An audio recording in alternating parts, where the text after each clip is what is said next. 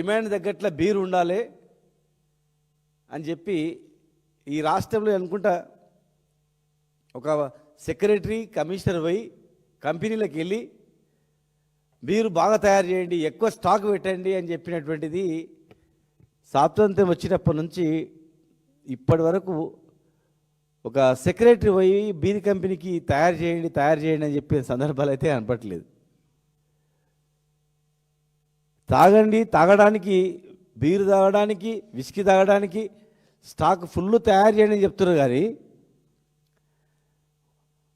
వర్షాలు పడుతున్నాయి, నాటేసేది ఉంది, మరి పిండి సంచులు కూడా ఉన్నాయా లేదా అని చెప్పి అగ్రికల్చర్ డిపార్ట్మెంట్ వాళ్ళు కూడా పోయి గోడౌన్లలో పోయి చెక్ చేసి ఎన్ని ఎకరాలు నాటేస్తున్నారు, ఎంత సరిపోతుంది యూరియా అని కూడా దాని మీద కూడా దృష్టి ఉంటే బాగుండేది.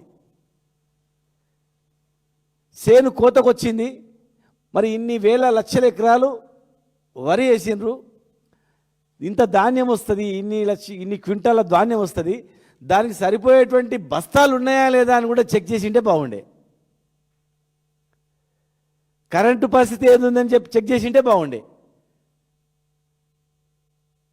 బీర్ల మీద ఉన్నంత ధ్యాస యూరియా బస్తాల మీద లేకపోవడం అనేది చాలా బాధాకరమైనటువంటిది.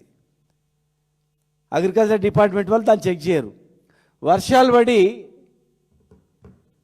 జూరాల ఉప్పొంగి నీళ్ళు సముద్రంలో కలుస్తున్నాయి. వారం రోజుల తర్వాత మేమందరం పోయి సందర్శించిన తర్వాత అప్పుడు ఇరిగేషన్ అధికారులు వచ్చి ఇమ్మీడియట్గా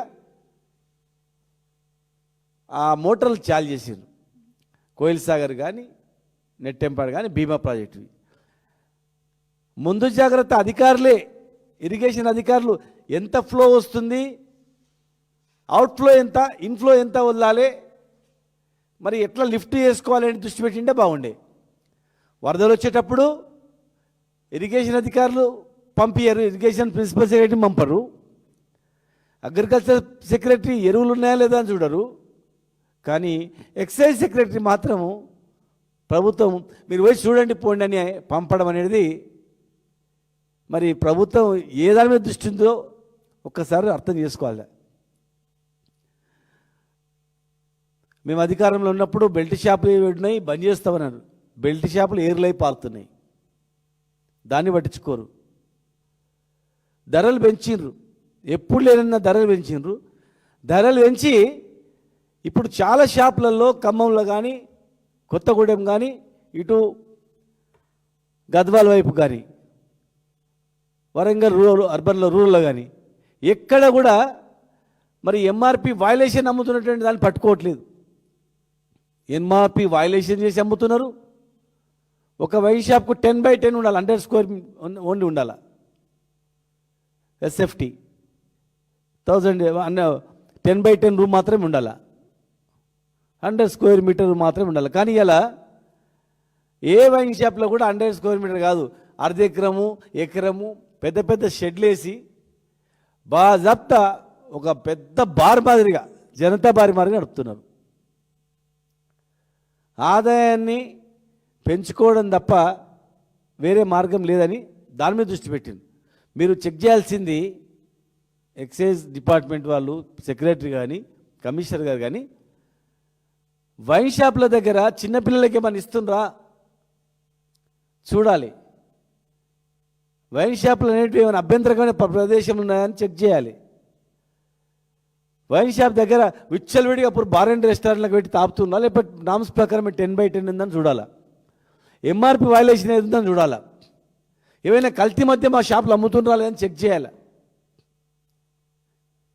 రాష్ట్రంలో ఇంకేదైనా కల్తీ మద్యం తయారవుతుందా, మూటాలు ఉన్నాయని చూడాలా. ఇతర రాష్ట్రాల నుంచి ఏమైనా వస్తుందా అది చెక్ చేయాలి.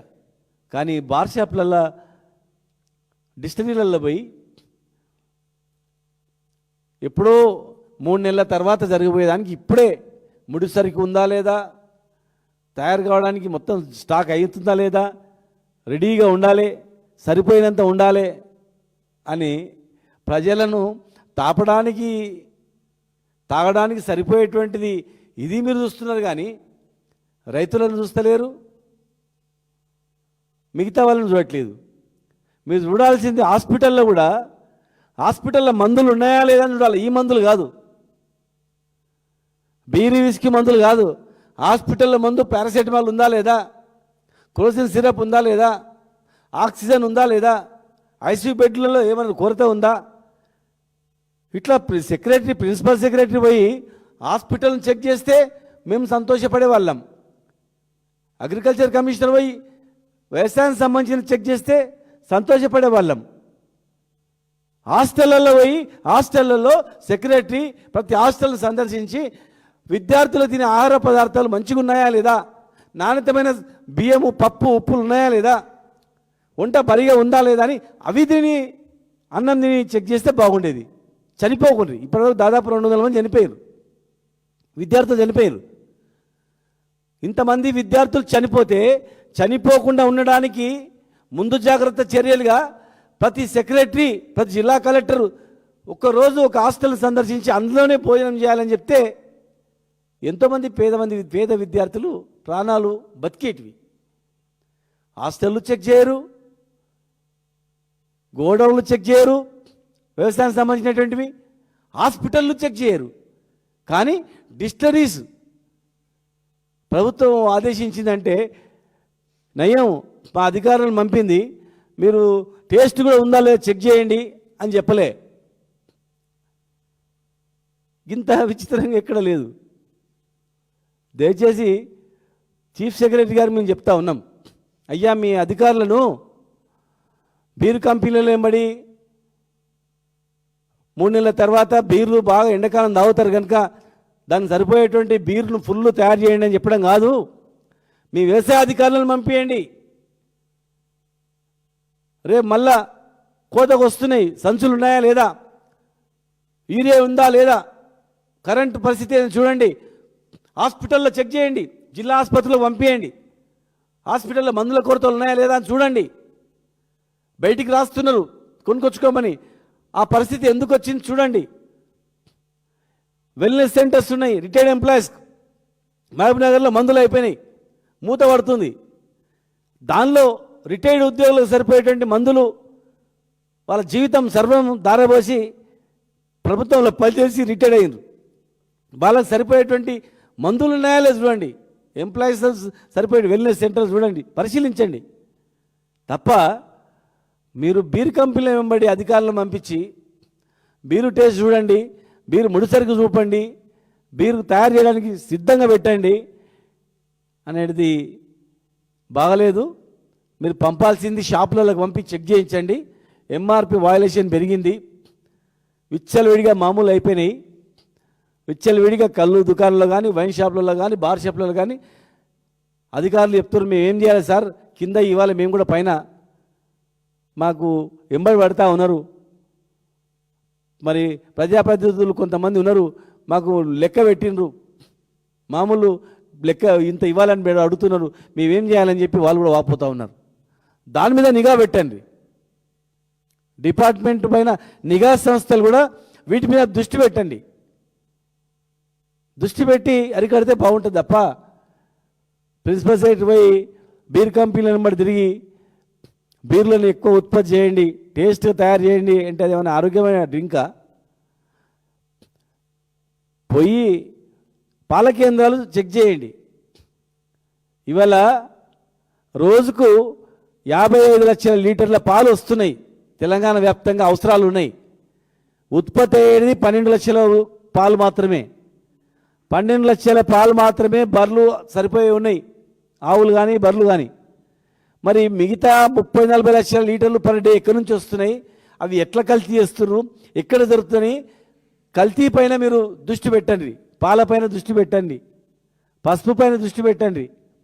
క్యాన్సర్ పెరిగిపోతుంది, క్యాన్సర్ రావడానికి తినేటువంటి కల్తీ ఆహారాలే, దాని మీద దృష్టి పెట్టి అవి చెక్ చేపియండి. కానీ బీర్లను విస్కీల కంపెనీల మీద పడి ఆదాయాన్ని పెంచే మార్గం చేస్తే ప్రజల ఆరోగ్యం పోతుంది తప్ప ఏం లేదు.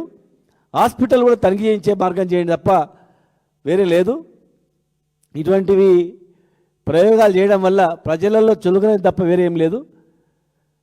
ప్రతి సెక్రటరీలని పంపి ఈ పని చేయించడం మాత్రం చాలా సిగ్గు అనిపిస్తుంది మాకు.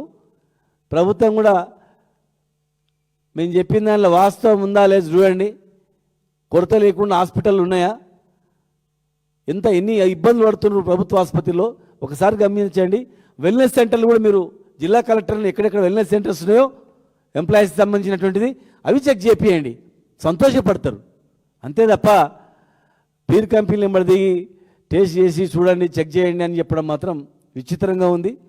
ఎక్సైజ్ డిపార్ట్మెంట్ ఉంది, సిఏలు ఉన్నారు, ఈఎస్లు ఉన్నారు, ఏఎస్లు ఉన్నారు, వాళ్ళు చూసుకుంటారు. ప్రతి డిస్టరీ దగ్గర కూడా ఒక ఆఫీసర్ ఉంటాడు.